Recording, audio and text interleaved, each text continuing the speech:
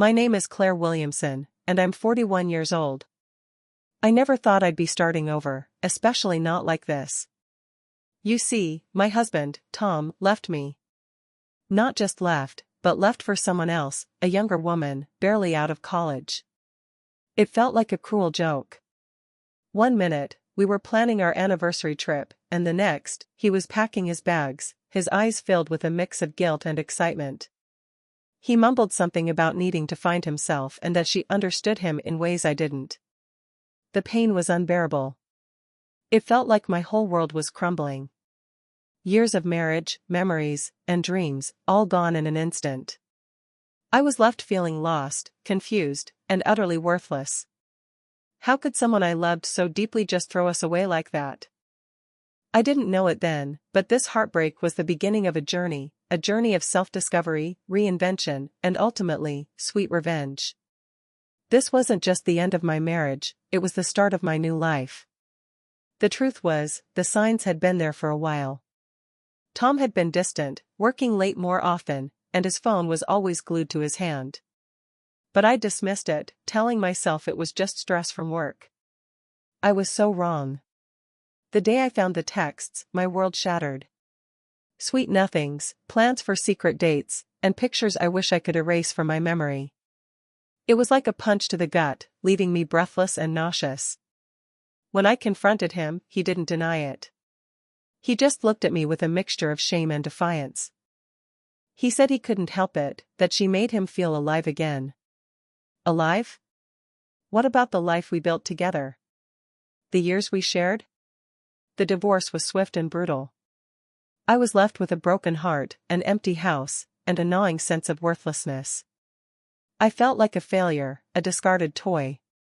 The pain was a constant companion, a heavy weight dragging me down. The weeks that followed were a blur of tears, sleepless nights, and endless replays of the what-ifs.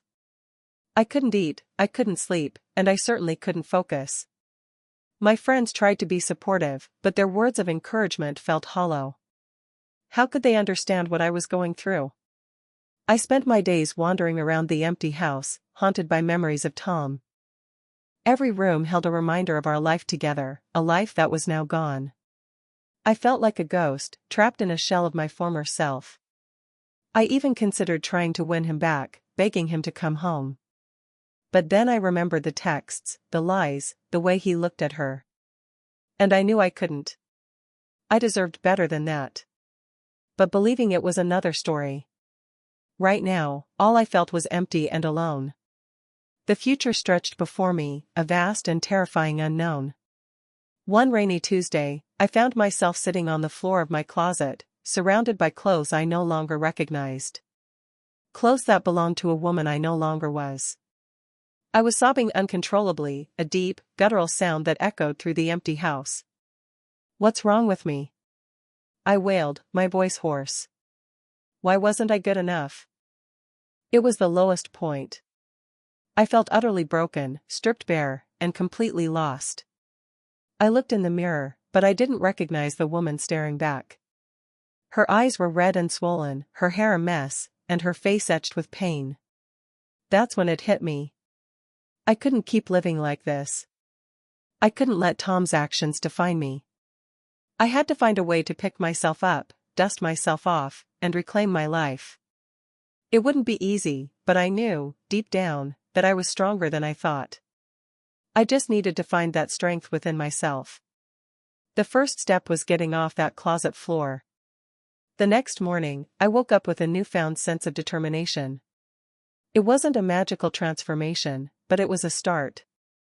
I made myself a cup of coffee, something I hadn't done in weeks, and sat on the porch, watching the sunrise. As the sun painted the sky with vibrant colors, I had an epiphany. Tom's leaving wasn't a reflection of my worth, but of his. I had spent so long trying to be the perfect wife, the perfect homemaker, that I'd forgotten who I was as an individual. That morning, my friend Sarah called. Sensing my shift in mood, she invited me for brunch. Over eggs and mimosas, Sarah listened patiently as I poured my heart out. "Claire," she said, "you're strong, intelligent, and beautiful. Don't let one bad apple spoil the whole bunch. You need to reinvent yourself, find something that makes you happy, something that's just for you. Her words resonated with me. It was time to take control and rewrite my story. But what to do? I needed a career, something challenging and rewarding. I'd always loved houses, browsing through magazines and dreaming of beautiful spaces. Real estate seemed like a natural fit, especially luxury real estate. It was glamorous, exciting, and a world I knew nothing about. Getting my license was the first hurdle. Endless hours of studying, memorizing laws and regulations. Then came the daunting task of finding a brokerage that would take a chance on me. I was older than most of the new recruits, and I lacked experience. The first few months were brutal. Rejection after rejection. Cold calls that went nowhere. Open houses where no one showed up. I started to doubt myself again. Maybe Sarah was wrong. Maybe I wasn't cut out for this. But then I remembered that closet floor, that feeling of utter despair. And I knew I couldn't give up. Not yet. I started attending every networking event I could find, forcing myself to mingle and make connections. It was terrifying at first, but I quickly learned the art of small talk and the importance of a firm handshake. I spent hours researching properties, studying market trends, and learning the nuances of luxury real estate. I worked late nights, poring over listings and crafting marketing materials. I shadowed experienced agents, absorbing their knowledge and learning from their mistakes. I faced setbacks, deals that fell through, clients who chose other agents. But I refused to be discouraged. I treated every challenge as an opportunity to learn and grow. I embraced the hustle, the long hours, and the constant pressure. I was determined to succeed, not just for myself, but to prove to Tom, and to myself, that I was capable of anything I set my mind to. Slowly but surely, things started to change. I was building something. I was becoming someone. Then came the day I closed my first big deal. A stunning penthouse overlooking the city, with breathtaking views and a price tag that made my head spin. I'd worked tirelessly to secure the listing, staging the property perfectly, and marketing it to the right buyers. When the offer came in, I could barely contain my excitement. Negotiating the final terms was nerve-wracking, but I held my ground, advocating for my client and securing a deal that exceeded everyone's expectations. The feeling of accomplishment was intoxicating. It wasn't just about the money, it was about proving to myself that I could do it.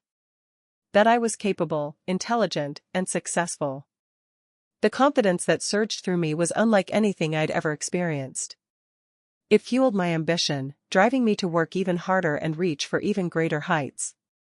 This was just the beginning. I was finally on my way. Word of my success spread quickly through the industry. Clients were drawn to my fresh perspective, my unwavering dedication, and my ability to connect with them on a personal level. I had a knack for understanding their needs and finding them the perfect property, even if it meant going above and beyond. I developed unique marketing strategies, utilizing social media and targeted advertising to reach affluent buyers. I hosted exclusive events, showcasing the most luxurious properties in the city. I became known for my attention to detail, my impeccable taste, and my ability to close deals quickly and efficiently. Within a few years, I had built a reputation as one of the top luxury real estate agents in the city. My business was thriving, my bank account was overflowing, and I was finally living the life I had always dreamed of. I was no longer just Claire Williamson, Tom's ex-wife. I was Claire Williamson, the luxury real estate mogul. And I was just getting started. Ironically, just as my life was reaching new heights, I started hearing whispers about Tom. Mutual friends, always eager to share gossip, hinted that his relationship with the younger woman was on the rocks. Apparently, the understanding he'd found with her was wearing thin. They said she was demanding, insecure, and constantly worried about him leaving her for someone else. The age difference, once a source of excitement, was now a point of contention. He was starting to realize that youth and beauty weren't enough to sustain a relationship. At first, I felt a flicker of satisfaction. A small part of me reveled in the news of his unhappiness. but then I quickly dismissed it. His problems were no longer my concern. I had moved on, and I refused to let his drama pull me back into the past. I had a business to run, a life to live, and a future to build. He was simply irrelevant. Or so I thought. Then one evening, I received a text message from an unknown number. "Claire, it's Tom. Can we talk?" My heart skipped a beat. I hadn't spoken to him in months, not since the divorce was finalized. I hesitated, unsure whether to respond. Curiosity, and perhaps a hint of lingering vulnerability, won out. I replied, "What do you want, Tom?" He called almost immediately. His voice was hesitant, filled with regret. He apologized for everything, for the pain he had caused, for the way he had treated me. He said he had made a mistake, a terrible mistake. His relationship with the younger woman had ended, and he was alone and miserable. He hinted at wanting to reconcile, suggesting that maybe, just maybe, we could give things another try. I was stunned. Part of me wanted to slam the phone down, to tell him to get lost. But another part of me, the part that still remembered the good times, felt a flicker of something akin to pity. I told him I needed time to think. But truthfully, I already knew the answer. I knew I couldn't let Tom back into my life, but a part of me wanted him to see what he had lost. It wasn't about revenge, not exactly. It was more about reclaiming my power, about showing him that I was thriving without him. So, I decided to make a statement. I started accepting invitations to all the high-profile events in town, the galas, the fundraisers, the art openings. I hired a stylist, bought a stunning new wardrobe, and made sure I looked my absolute best. I strategically positioned myself in the public eye, mingling with influential people, making connections, and showcasing my success. I wanted Tom to see me, to see what he had thrown away. I wanted him to know that I wasn't the same woman he had left behind. I was stronger, more confident, and more successful than ever before. And I was just getting started. The game was on. At one of these events, I ran into Richard Sterling, Tom's former boss.